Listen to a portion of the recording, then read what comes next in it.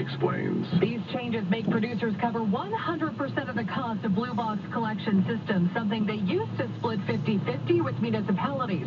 Now, according to the CBC, two organizations led by some of the country's biggest supermarket chains, retailers, and consumer goods companies want to see the regulations amended, largely in part due to rising costs.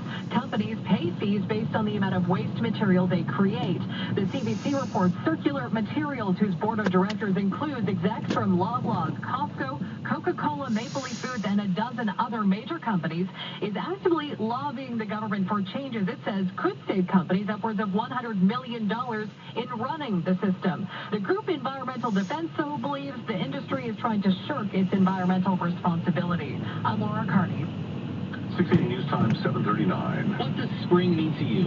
Is it this? Or maybe this? And a little of this? Sounds like you